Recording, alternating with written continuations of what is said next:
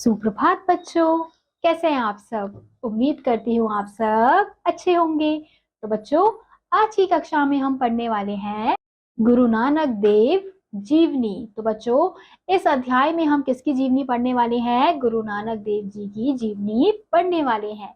तो चलिए अध्याय को शुरू करते हैं। पाकिस्तान में लाहौर में कोई 20 किलोमीटर दूर रावी नदी के दाएं किनारे पर एक गांव है, तलवंडी, जो अब ननकाना साहब के नाम से प्रसिद्ध है। इसी गांव में संवत 1526 विक्रमी के कार्तिक मास की पूर्णिमा को कालूचंद बेदी के घर एक पुत्र का जन्म हुआ।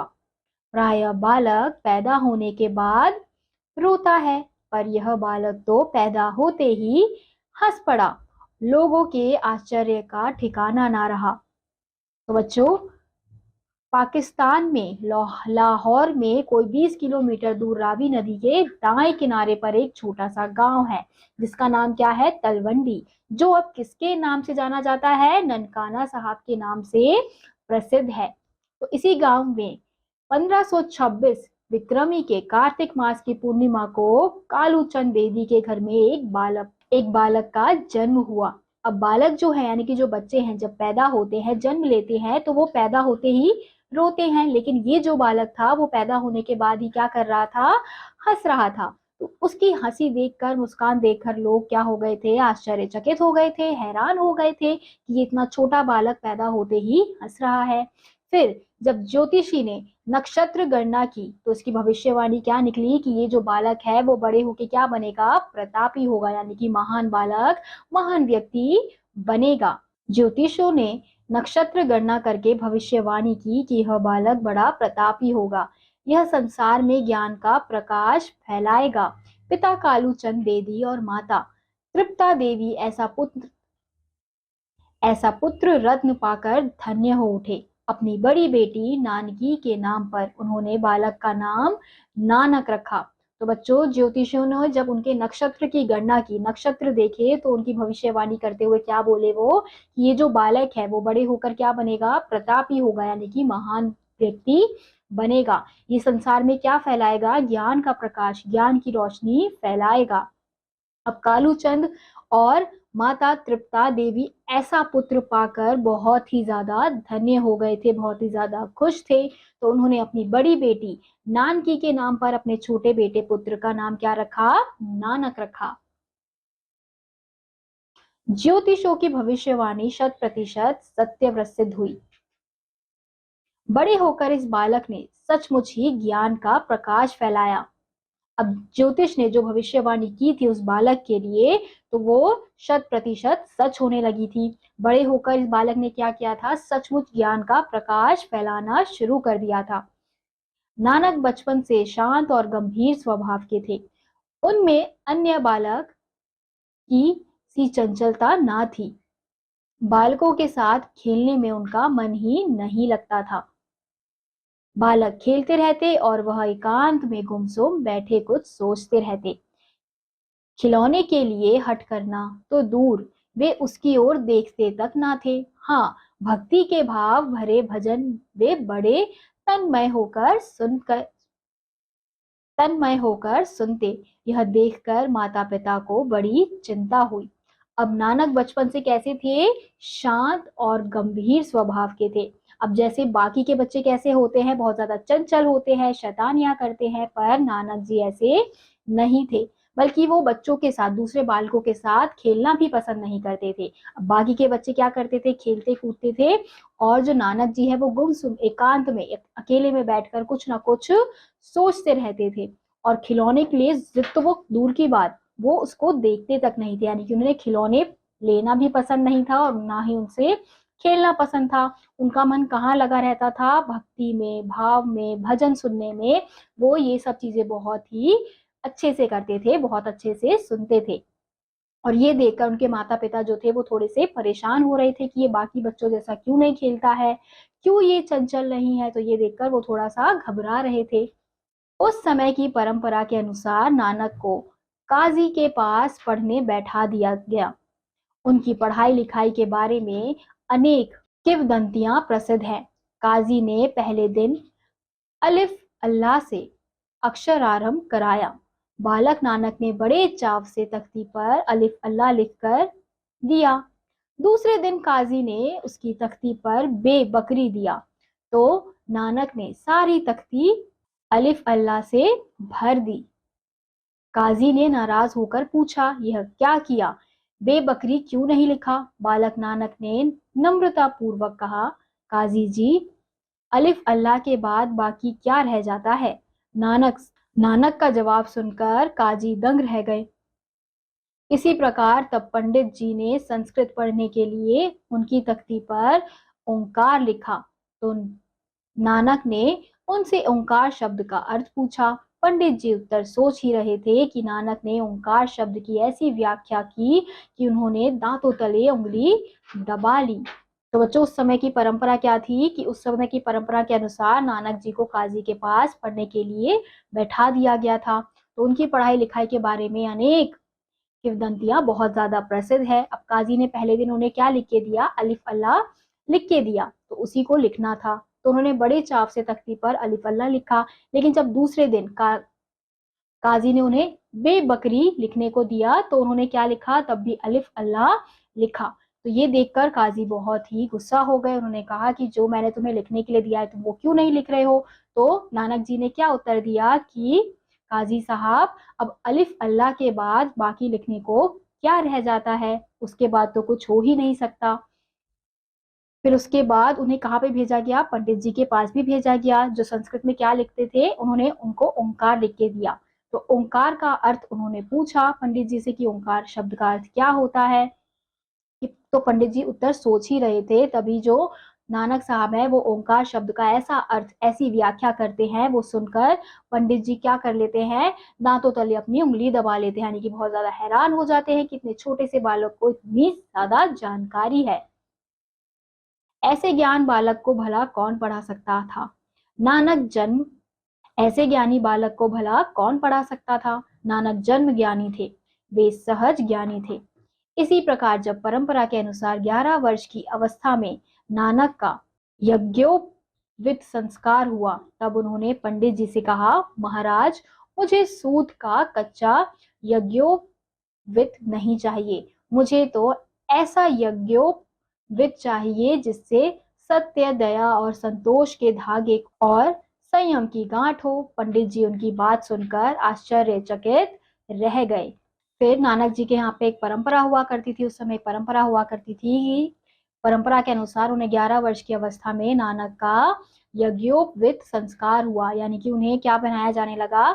जनेयू, जिसे हम जनेयू भी कहते हैं, वो पहनाया जाने लगा। तब उन्होंने पंडित जी से क्या कहा कि महाराज, मुझे सूत यानी धागा का कच्चा यज्ञोपवीत नहीं चाहिए, मुझे तो क्या चाहिए? यज्ञोपवीत चाहिए जिससे सत्य, दया और संतोष के धागे हो। यानी कि मुझे ऐसा धागा चाहिए जिसमें सत्य हो, दया हो और संतोष हो, यानी कि मुझे कच्चा धागा नहीं चाहिए। और जिसमें क्या हो? संयम की गांठ हो, जिसे पहनकर मैं क्या करूं? मैं सत्य बोलूं, दया भाव दिखाऊं और संतोष रहूं, और बीच में क्या रहे? संयम बना रहे। पंडित जी उनकी बात सुनकर आश्चर्य चकित रह गए कि इतना छोटा बालक इतनी बड़ी बड़ी बातें कैसे कर रहा है। अब होनहार बिरवान के होत चिकने पात, परंतु तब इस होनहार बिरवा को पहचानने वाला कौन था? कालू चंद जी ने नानक को घर के काम काज में लगाने का जितना ही प्रयत्न किया, उतना ही वे उससे दूर भागे। उन्हें गाय चराने का काम सौंपा तो गाय खेत उजाड़ती रही। वे पेड़ के नीचे बैठे चिंतन में लीन रहे। फसल की रखवाली को भेजा तो चिड़ियों को फसल उजाड़ते देख बड़े प्रसन्न रहे। उनकी दृष्टि में खेत भी राम जी के थे और चिड़िया भी राम जी की। कुछ कमाई के लिए रुपए देकर सौदा खरीदने बाजार भेजा तो रास्ते में भूखे साधुओं को पेट भर भोजन कराकर खरा सौदा कर दिया, खरा सौदा कर दिखाया। पिता ने पूछा तो उत्तर दिया, पिताजी, भूखे को भोजन देने से बढ़कर और क्या खरा सौदा हो सकता है? सुनकर पिता ने माथा पीट लिया। उन्होंने सोच लिया कि इसे काम काज में लगाना कठिन है। अब उनके पिताजी ने क्या सोचा कि अब मैं इसे घर के काम काज में लगाता हूँ, क्योंकि पढ़ाई लिखाई तो नहीं कर रहा है, तो उन्होंने उसे घर के काम काज में लगा दिया। तो अब घर के काम काज भी वो अच्छे से नहीं करते थे। वो क्या करते थे, अब उन्हें गाय को चराने के लिए भेजा, यानी कि गाय को खाना खिलाने के लिए भेजा, तो वो क्या करते थे, गाय जो थी वो सारा खेत बर्बाद कर देती थी। तो वो पेड़ के नीचे शांति से बैठे रहते थे, वो किसी मतलब गाय पर क्रोध नहीं दिखाते थे। और फिर जब उन्हें खेत की रखवाली करने के लिए भेजा, तो वहां पे चिड़िया आती थी और खेत को सारा बर्बाद करके वहां से चली जाती थी। तो उनका क्या मानना था कि जो खेत है वो भी राम जी के हैं और जो चिड़िया है वो भी राम जी की है, तो उसे परेशान क्यों करना। तो कुछ रुपयों के लिए फिर उन्हें क्या करने के लिए भेजा गया, सौदा करने के लिए भेजा गया। तो उन्होंने क्या किया, रास्ते में उन्होंने जो भूखे पेट थे, यानी कि जो भूखे साधु थे, उनको भरपेट खाना खिला दिया। फिर जब पिताजी ने उनसे ये पूछा कि ये सब क्या किया, तो वो उन्होंने क्या उत्तर दिया कि अगर भूखे को खाना खिलाना, इससे बड़े सौदा, इससे बड़ा अच्छा सौदा और क्या हो सकता है पिताजी, कि हमारे पास पैसे हैं और हम दूसरों की मदद कर रहे हैं, दूसरों को खाना खिला रहे हैं। तो उनके पिताजी समझ गए थे कि इसको काम काज में लगाना बहुत ही ज्यादा क्या है, कठिन है। गृहस्थी के बंधन में पकड़कर लड़का संभल जाए, यह सोचकर कालूचंद जी ने नानक का विवाह सुलखनी नामक कन्या से कर दिया। नानक को गृहस्थी के जंजाल में फंसना पड़ा। उनके 2 पुत्र भी हुए, पर पत्नी और पुत्रों का मोह उन्हें संसार के बंधन में अधिक समय तक ना बांधे रख सका। कुछ दिनों बाद 28 वर्ष की उम्र में ही उन्होंने वैराग्य ले लिया। तो अब उनके पिताजी ने क्या सोचा कि इन्हें हम गृहस्थी में बांध देते हैं, यानी कि इनकी शादी कर देते हैं, जिससे ये थोड़ा सा संभल जाए। तो कालूचंद जी ने नानक जी का विवाह किससे कर दिया, सुलखनी नामक कन्या से कर दिया। अब नानक को गृहस्थी के जंजाल में फंसना पड़ गया था और उनके 2 पुत्र भी हो गए थे, लेकिन अब ये पत्नी और पुत्रों का जो मोह है उन्हें संसार से ज्यादा दूर नहीं रख पाया। 28 वर्ष की उम्र में उन्होंने क्या कर लिया, वैराग्य ले लिया। वैराग्य लेने के बाद नानक ने 3 वर्ष एकांत में भजन और ध्यान में बिताए। इन 3 वर्षों के चिंतन से उनका सहज ज्ञान और भी पुष्ट हो गया। उन्हें आत्मा परमात्मा का, लोक परलोक का, सत्य असत्य का, पाप पुण्य का ज्ञान स्पष्ट हो गया। अब वो क्या बन गए थे, साधु बन गए थे, संत बन गए थे। तो वैराग्य लेने के बाद नानक ने 3 वर्ष तक एकांत में क्या किया, भजन किया, ध्यान लगाया, यानी कि भगवान का ध्यान लगाया। तो इन 3 वर्षों के चिंतन में उन्हें बहुत ज्यादा ज्ञान हो गया था। किन सब चीजों का ज्ञान हो गया था, आत्मा का, परमात्मा का, लोक का, परलोक का, सत्य का, असत्य का, पाप का, पुण्य का, इन सब का बहुत ही अच्छा स्पष्ट ज्ञान उन्हें हो गया था। उस ज्ञान को उन्होंने अपने तक नहीं रखा, अपनी सीधी सादी लोकवाणी में लोगों को भी बांटा। वे तो ज्ञान का प्रकाश फैलाना ही इस संसार में वे तो ज्ञान का प्रकाश फैलाने ही संसार में आए थे। तो बच्चों, जो ज्ञान उन्हें प्राप्त हुआ था, उन्होंने उस ज्ञान को अपने तक नहीं रखा, बल्कि लोगों तक फैलाने का प्रयास किया, यानी कि लोगों तक भी पहुंचाने का प्रयास किया। क्योंकि वो क्या करने आए थे, लोगों तक प्रकाश फैलाने ही वो इस दुनिया में आए थे। वो चाहते थे कि लोग क्या बने, ज्ञानी बने, उन्हें हर चीज का अच्छे से ज्ञान प्राप्त हो। नानक सच्चे संत थे। ईश्वर पर उनका अगाध विश्वास ईश्वर पर उनका अगाध विश्वास था। अब वे सबके थे, सब उनके सर्वतदा भला चाहते थे। उन्हें उन्हीं दृष्टि में ना कोई हिंदू था उनकी दृष्टि में ना कोई हिंदू था, ना मुसलमान, ना धनी, ना निर्धन। वे जाति पाति के घोर विरोध थे। उनका कहना था कि ईश्वर एक है, वह घट घट में समाया हुआ है, वह कण कण में समाया हुआ है। जिस प्रकार फूलों में सुगंध और दर्पण में छाया समाई रहती है, उसी प्रकार वह अलग निराकार परमात्मा सब में समाया हुआ है। उसे अपने अंदर ही खोजो, उसे खोजने वन में जाने की जरूरत नहीं। अब जो नानक जी थे वो क्या बन चुके थे, सच्चे संत बन चुके थे, और ईश्वर पर उनका बहुत ही गहरा विश्वास हो चुका था। अब वे सबके थे और सब उनके, और उनकी दृष्टि में कोई भी हिंदू नहीं था, कोई भी मुसलमान नहीं था, कोई निर्धन नहीं था, कोई धनी नहीं था। वो जाति पाति के इस भेदभाव को नहीं मानते थे, यानी कि सब व्यक्ति उनके लिए कैसे थे, समान रूप से थे। एक समान की दृष्टि से वो सबको देखा करते थे। उनका क्या कहना था कि ईश्वर एक ही है। और वो क्या है, वो कण कण यानी कि घट घट में समाया हुआ है, यानी कि हर जगह क्या समाया हुआ है, ईश्वर ही समाया हुआ है। अब जैसे फूलों में सुगंध होती है, दर्पण में छाया समाई रहती है, वैसे ही जो ईश्वर है वो हमारे पूरे लोकों में, पूरी दुनिया में, पूरे संसार में समाया हुआ है।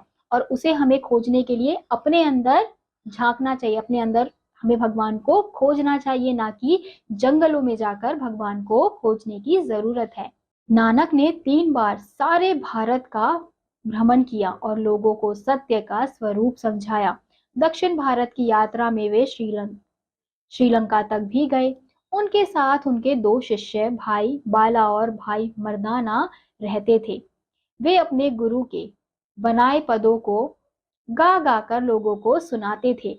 उत्तर पश्चिम की यात्रा में बलूचिस्तान होते हुए वे बगदाद और मक्का तक जा पहुंचे। तो नानक कहाँ कितनी बार, 3 बार भारत का भ्रमण, यानी कि भारत पूरा घूम चुके थे। और लोगों को वो क्या समझाते थे, सत्य के बारे में समझाते थे कि सत्य का स्वरूप कितना अच्छा होता है। और दक्षिण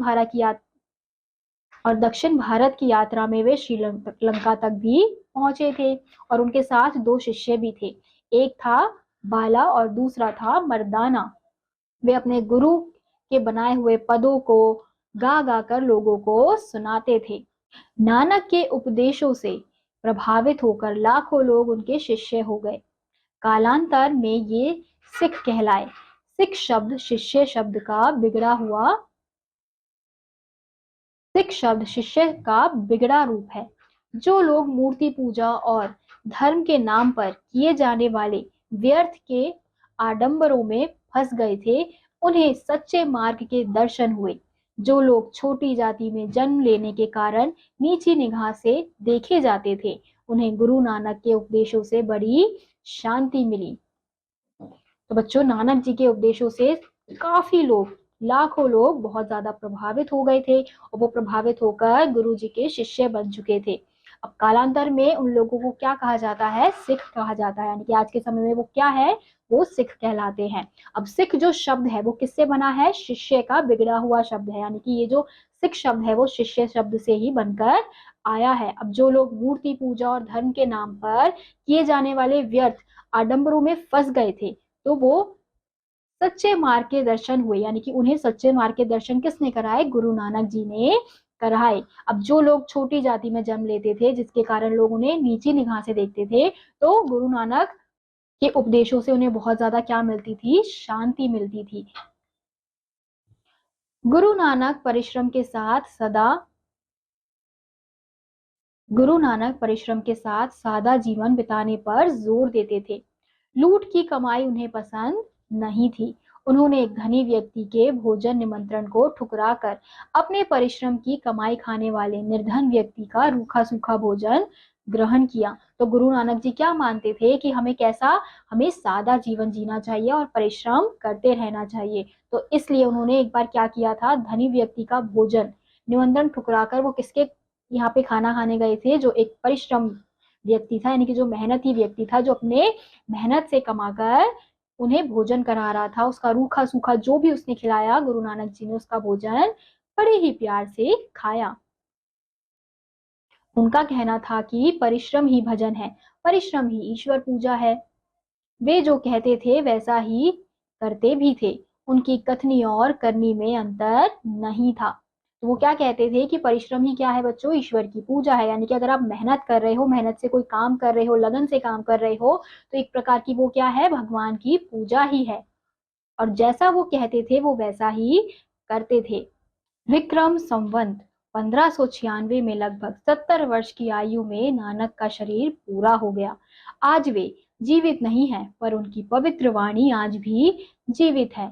वह वाणी अनंत काल तक भूले भटके लोगों का मार्गदर्शन करती रहेगी। तो बच्चों, उनका जो निधन है वो कब हुआ था, 1596 में, यानी लगभग 70 वर्ष की आयु में नानक जी ने अपना शरीर छोड़ दिया था। आज वे जीवित नहीं है, लेकिन उनकी जो पवित्र वाणी है, उनके जो पवित्र शब्द हैं वो आज भी जीवित है। उनकी जो वाणी है वो क्या है, वो अनंत काल तक भूले भटके लोगों का मार्गदर्शन करती रहेगी। यानी कि आज भी लोग उनकी वाणी को, उनके शब्दों को जानते हैं, पहचानते हैं और उस पर कायम रहते हैं, उस पर चलते हैं। जैसा गुरु नानक जी ने समझाया है, बताया है, उसी राह पर वो चलने पर विश्वास रखते हैं। नानक केवल भारत या केवल हिंदुओं या सिखों के मसीहा नहीं है। जब तक किसी समाज में धर्म के नाम पर आडंबर है, छुआछूत है, ऊंच नीच और गरीब अमीर का भेदभाव है, सादे जीवन की जगह तड़क भड़क और दिखावेपन का बोलबाला है, तब तक नानक देव की बातें हमारा मार्गदर्शन करती रहेंगी। नानक देव जी ने हिंदू मुसलमानों के बीच मेल बढ़ाने की कोशिश की थी। ऐसी ही कोशिश लगभग 5-6 शतक पूर्व कबीर ने की थी। दोनों ने ही लोक भाषा में सच्चे धर्म के स्वरूप को लोगों के सामने रखा। दोनों ने हिंदू मुसलमानों के बीच की खाई को पाटने का प्रयत्न किया। जहां तक इंसान इंसान में भेदभाव न करने का प्रश्न है, सभी संत महात्माओं ने, विचारकों ने, धर्ममर्गियों ने और आधुनिक युग में राजा राम मोहन रॉय से लेकर महात्मा गांधी तक ने वही कहा जो गुरु नानक और कबीर कह चुके थे। परंतु इन सब में नानक का स्वर प्रखर और प्रभावशाली है। तो बच्चों, जब तक हमारे समाज में ये छुआछूत, भेदभाव, हिंदू मुसलमान, ये जो धाराएं हैं रहेंगी, तब तक जो गुरु जी हैं, यानी कि गुरु नानक जी है, वो हमारे दिलों में, हमारे मन में जीवित रहेंगे। अब ऐसे बहुत से लोगों ने इस प्रकार का कार्य करने का प्रयास किया है, यानी कि ये भेदभाव मिटाने का प्रयास किया है, लेकिन जो गुरु नानक जी के शब्द थे वो बहुत ही ज्यादा पवित्र माने जाते हैं, यानी कि बहुत ही ज्यादा महत्वपूर्ण माने जाते हैं, क्योंकि उनके बोले गए शब्दों का प्रभाव ज्यादा से ज्यादा लोगों पर हुआ था। तो ये थी बच्चों गुरु नानक जी की जीवनी। तो इसी के साथ आज का यह अध्याय यही समाप्त होता है। उम्मीद करती हूँ आपको यह अध्याय समझ आया होगा। मैं आपसे मिलूंगी अगली कक्षा में। तब तक के लिए आप सभी बच्चे पढ़ते रहिए और खुश रहिए। बाय।